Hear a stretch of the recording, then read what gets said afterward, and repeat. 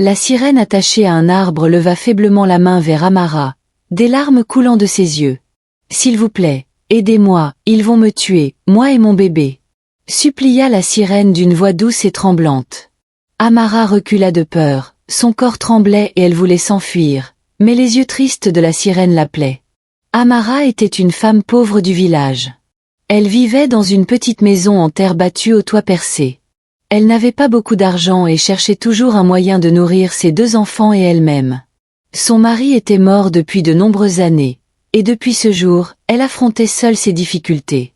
Un matin, avant le lever du soleil, Amara prit sa cruche en argile et partit chercher de l'eau à la rivière près du village. Les oiseaux commençaient à peine à chanter, et la brise froide effleurait sa peau tandis qu'elle marchait sur le sentier étroit. Amara aimait aller très tôt à la rivière car il n'y avait encore personne, et elle devait rentrer vite pour préparer du manioc pour ses enfants avant leur réveil. Quand elle arriva à la rivière, elle remplit sa cruche d'eau propre et fraîche, puis la posa soigneusement sur sa tête. L'eau était lourde, mais Tamara avait l'habitude de porter de lourdes charges sur sa tête. Elle se mit à marcher vers la maison, mais décida de prendre le chemin de derrière car il était plus court, et elle voulait arriver avant que le soleil ne soit complètement levé. En traversant le petit sentier du bois, elle aperçut 3 chasseurs debout sous un manguier. Ils parlaient et riaient, tenant leurs fusils et portant leurs besaces de chasse. Amara les salua poliment. « Bonjour, chasseurs !» Les chasseurs lui répondirent, mais sans la regarder en face, et leur voix était froide. Ils étaient trop occupés à discuter entre eux et à rire. Amara continua lentement son chemin, mais entendit l'un d'eux dire « Ah, nous sommes riches maintenant. Je n'arrive toujours pas à croire que nous ayons attrapé la sirène enceinte près de la rivière, et nous aurons le double de l'argent pour celle-là. » Un autre chasseur éclata de rire. Le cœur d'Amara se mit à battre plus vite. Elle ne comprenait pas de quoi il parlait. Sirène enceinte? Double d'argent? La vendre à un grand homme? Pensa-t-elle en avançant avec la cruche sur la tête. Elle s'éloigna rapidement, mais son esprit était troublé. Elle se demandait sans cesse, est-ce vrai qu'il y a une sirène près de notre rivière? Est-ce vrai qu'elle est enceinte? Vont-ils vraiment la vendre? En approchant du petit sentier menant à sa maison, elle décida de passer par le buisson derrière les grands arbres, pour éviter les chasseurs. Mais alors qu'elle marchait, elle entendit un faible cri venir de derrière un grand bambou. Amara s'arrêta. Elle posa doucement sa cruche au sol et écouta attentivement. « À l'aide! À l'aide !» entendit-elle faiblement. Amara eut peur. Ses jambes tremblaient et son cœur battait fort. Elle regarda autour d'elle, mais ne vit personne. Alors, elle s'approcha lentement du bambou, et ce qu'elle vit la choqua. Là, attachée à l'arbre avec une corde solide, se trouvait une belle femme aux longs cheveux mouillés et à la peau brillante. Ses yeux étaient pleins de larmes, et elle paraissait faible et épuisée. Son ventre était très rond, il était évident qu'elle était enceinte. Amara baissa les yeux et vit quelque chose qui la figea. Au lieu de jambes, la femme avait une longue queue argentée, attachée avec une corde, l'empêchant de bouger. Amara ouvrit la bouche, mais aucun mot n'en sortit. Elle fixait une sirène enceinte dans la forêt, près de la rivière du village. La sirène leva faiblement la main vers Amara, des larmes coulant de ses yeux. « S'il vous plaît, aidez-moi. Ils vont me tuer, moi et mon bébé. » supplia la sirène d'une voix douce et tremblante. Amara recula, effrayée. Son corps tremblait, elle voulait s'enfuir, mais les yeux tristes de la sirène l'appelaient. Elle n'avait jamais vu de sirène auparavant, mais elle avait entendu des histoires dans le village, disant que les sirènes volaient les âmes des gens et qu'elles étaient dangereuses. Pourtant, celle qui se tenait devant elle ne semblait pas dangereuse. Elle paraissait sans défense et effrayée, comme une femme ayant besoin d'aide. Amara regarda autour d'elle et ne vit personne. Elle fit un pas vers la sirène, le cœur battant à tout rompre. « S'il vous plaît, aidez-moi. Ils vont revenir me chercher. Je ne veux pas mourir. » dit encore la sirène, la main tendue vers Amara.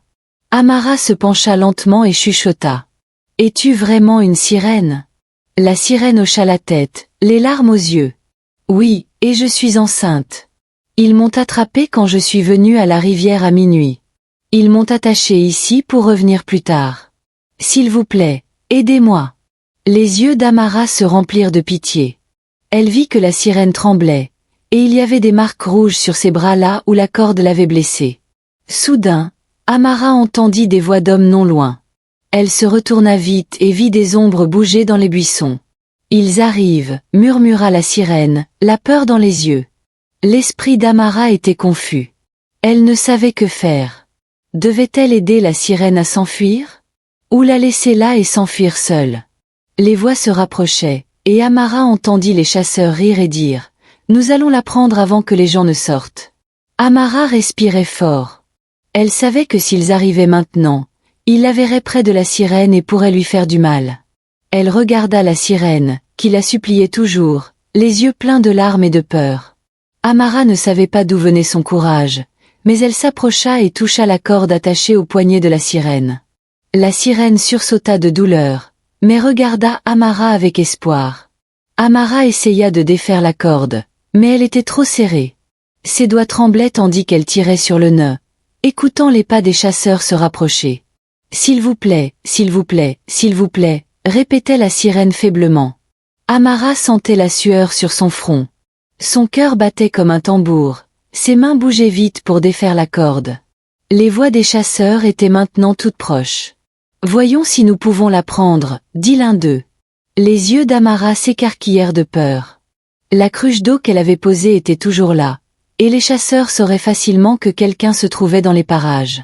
Amara regarda la sirène, et la sirène la regarda aussi. À cet instant, Amara sut que sa vie allait changer à jamais à cause de ce qu'elle s'apprêtait à faire.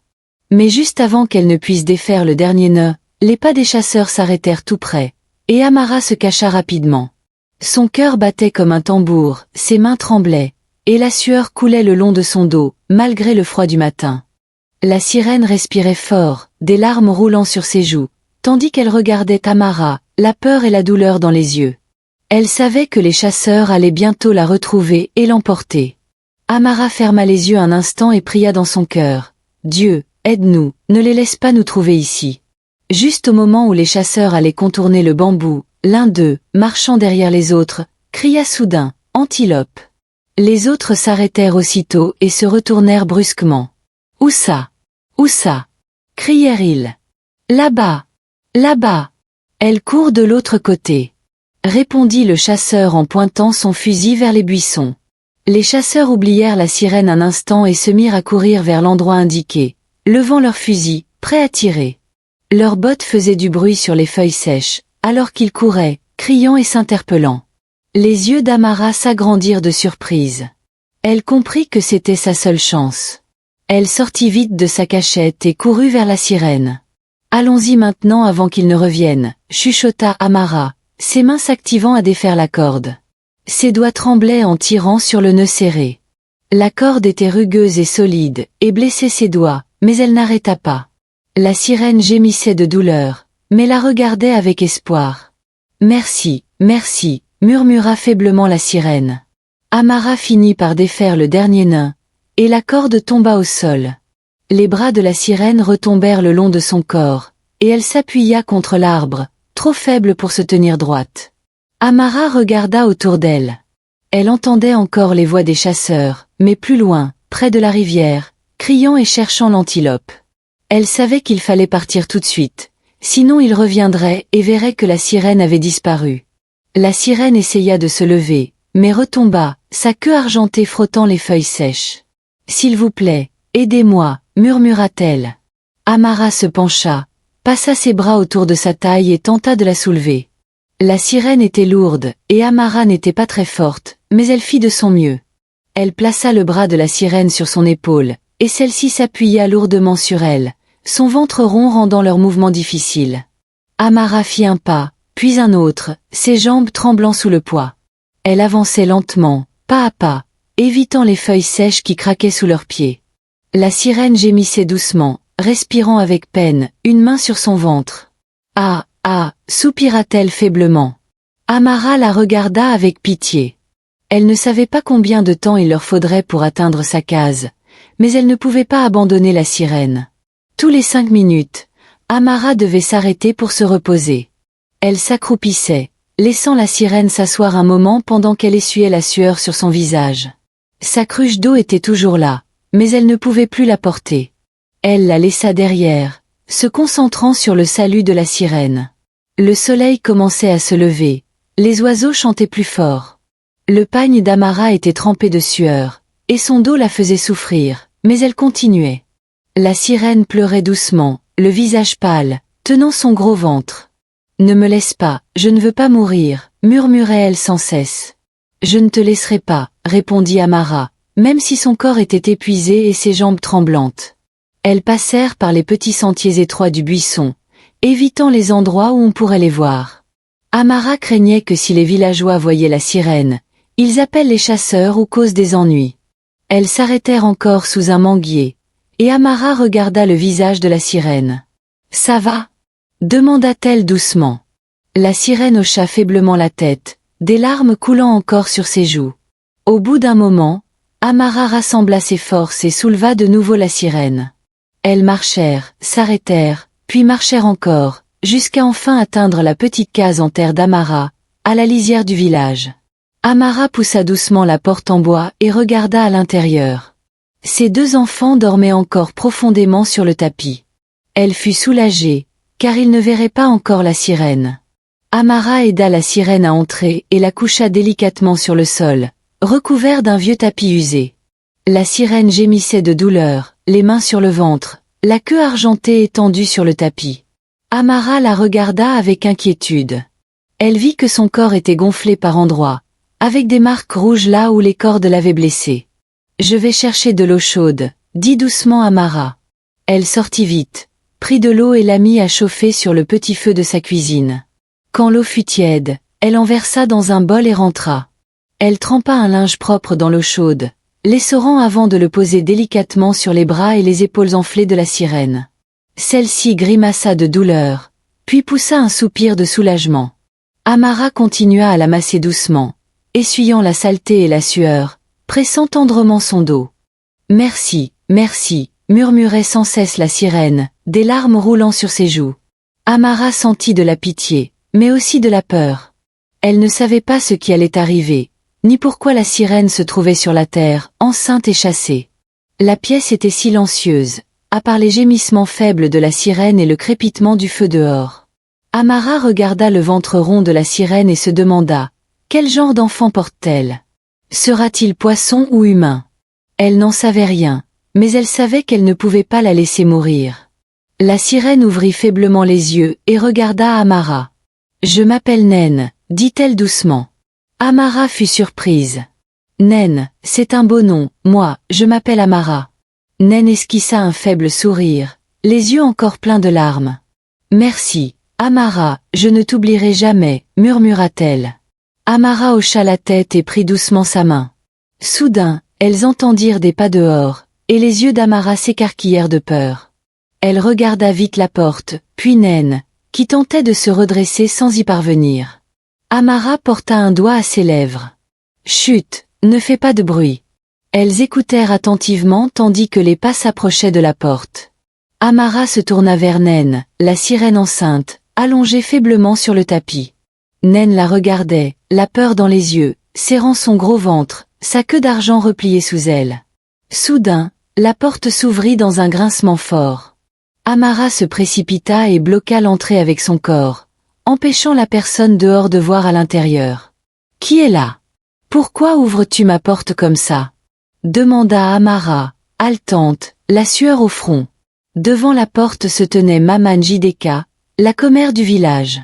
Tout le monde la connaissait comme la femme qui aimait se mêler des affaires des autres. Une main sur la hanche, l'autre poussant la porte, elle tentait d'écarter Amara pour jeter un œil à l'intérieur. Amara se plaça de tout son long devant l'ouverture, les bras écartés pour bloquer la vue. Maman Jideka haussa les sourcils et essaya de regarder par-dessus son épaule. « Qu'est-ce que tu caches là-dedans, Amara ?» demanda-t-elle d'un ton soupçonneux. Amara força un petit rire. « Cacher? Cacher quoi? Qu'est-ce qu'il y a, Maman Jideka? Si tôt le matin ?» Mais Maman Jideka ne s'arrêta pas. Elle se pencha à gauche, puis à droite, essayant de voir à l'intérieur de la hutte, mais Tamara bougea avec elle, lui barrant la vue comme un mur. « Ah, Amara, tu te comportes étrangement ce matin, » dit Maman Jideka en claquant la langue. « Tu caches quelque chose, Ou bien il y a un homme là-dedans avec toi. Les yeux d'Amara s'agrandirent de choc. Un homme. Dans ma hutte. Maman Jideka, qu'est-ce que c'est que ces paroles, de si bon matin? Mais Maman Jideka n'était pas prête à partir.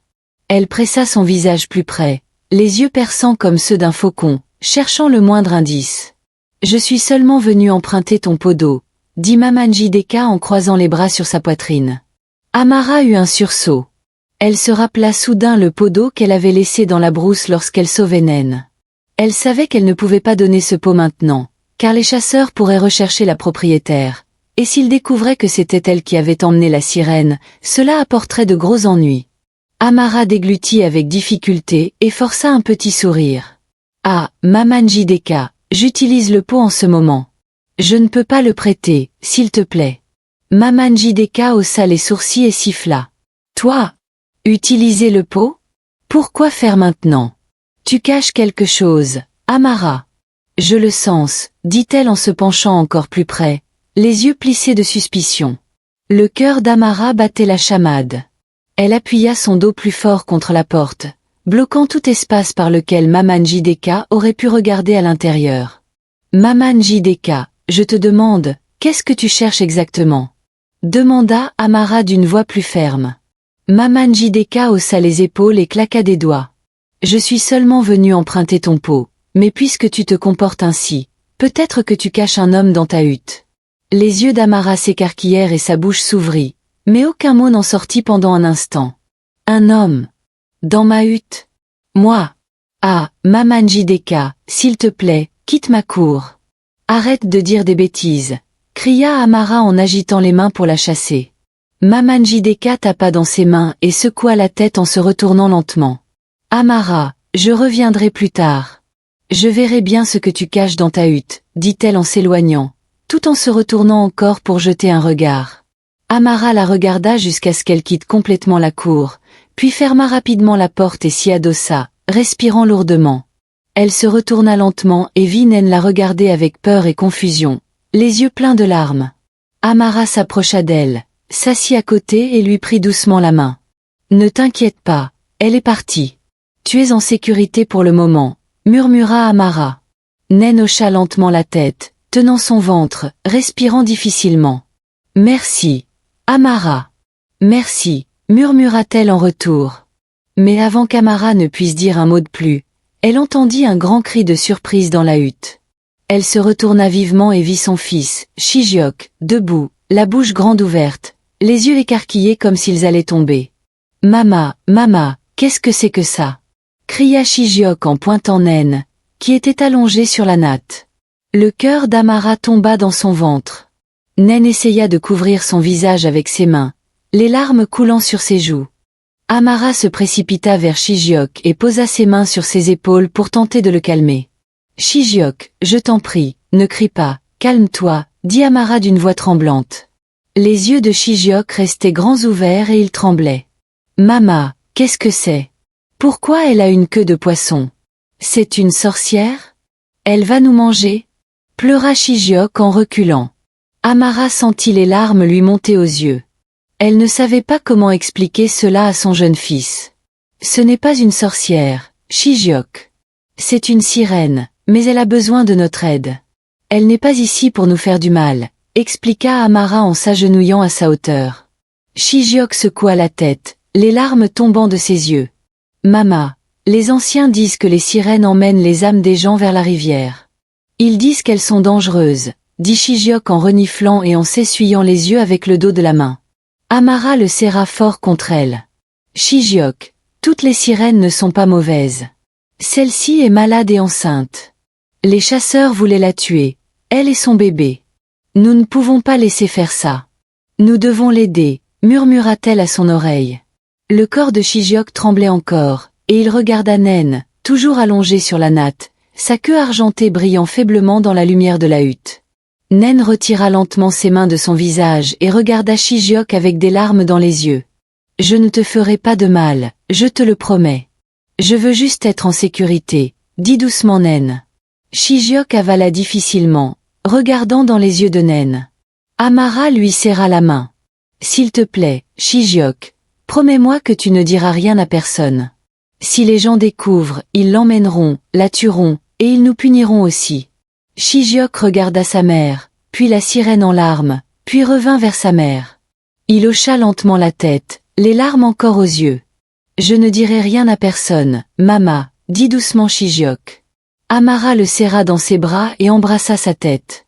Merci, mon fils, murmura-t-elle.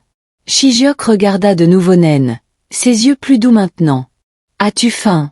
Demanda-t-il timidement à la sirène. Naine esquissa un faible sourire, les yeux pleins de gratitude. Oui, merci, murmura-t-elle. Amara se leva rapidement, essuyant ses larmes. Elle alla dans le coin de la hutte pour préparer un peu de bouillie chaude pour Naine. Mais au fond de son cœur, Amara avait peur. Elle savait que Maman Jideka reviendrait, et si elle découvrait la sirène, tout le village en entendrait parler.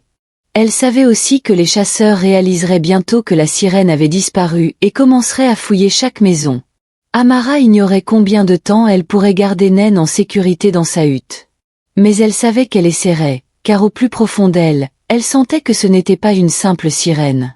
C'était quelque chose de plus grand, quelque chose de spirituel, quelque chose lié au destin de sa famille. Le soleil était déjà haut dans le ciel quand Amara eut fini de laver les vêtements de ses enfants et de balayer la cour. Elle essayait d'agir normalement, mais au fond d'elle, la peur la rongeait. Elle ne cessait de repenser à la façon dont elle avait caché Naine, la sirène enceinte, dans sa hutte, et à la promesse de son fils Shijiok de ne rien dire. Mais au fond d'elle, elle savait que les chasseurs viendraient, et ce fut le cas. Des heures plus tard, 3 chasseurs armés et furieux entrèrent dans le village. Ils demandaient à tout le monde sur la route, qui est allé à la rivière tôt ce matin pour puiser de l'eau. La personne a laissé un pot en argile là-bas, mais personne ne savait à qui il appartenait. Les chasseurs décrivirent même le pot et l'endroit où il avait été trouvé, mais personne n'avait la moindre idée. Les chasseurs eux-mêmes n'avaient pas vu le visage d'Amara ce matin-là, donc ils ne pouvaient pas la décrire. Ils allèrent de maison en maison, frappant aux portes, demandant aux gens « Avez-vous vu qui est allé à la rivière ce matin ?» Tout le monde répondit non. Les chasseurs devenaient furieux. Ils sentaient que quelqu'un dans le village cachait quelque chose. Ils finirent par arriver à la petite maison en terre battue d'Amara. Amara pilait du manioc dans un mortier quand elle entendit un grand coup frapper à la porte. Son cœur fit un bond. Elle essuya la sueur de son visage avec son pagne et alla ouvrir. Les 3 chasseurs se tenaient là, l'air fatigué et en colère. « Bonjour », dit Amara en les saluant avec un sourire forcé. « Bonjour », répondit froidement l'un des chasseurs. « Nous cherchons la femme qui est allée à la rivière tôt ce matin pour puiser de l'eau. Elle a laissé son pot là-bas, » dit le chasseur en fixant Amara droit dans les yeux. Le cœur d'Amara battait très vite, mais elle se contrôla. Elle prit une grande inspiration et répondit calmement. « Je ne sais pas qui est allé à la rivière ce matin.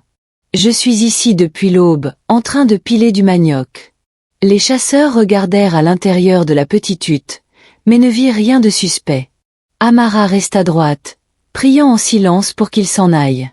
Après quelques secondes, les chasseurs haussèrent les épaules et s'éloignèrent, quittant la cour d'Amara.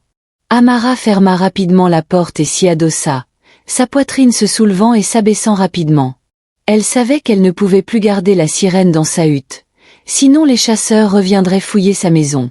Cette nuit-là, alors que la lune brillait dans le ciel et que les étoiles scintillaient, Amara appela ses enfants, Shijiok et sa jeune sœur Nena. « Shijiok, Nena, chuchota-t-elle, Mama va quelque part. Je veux que vous fermiez la porte de l'intérieur et que vous ne l'ouvriez à personne jusqu'à mon retour. »« Mama, où vas-tu la nuit ?» demanda Shijiok, inquiet. « Je reviendrai bientôt, mon fils. Fais juste ce que je dis. »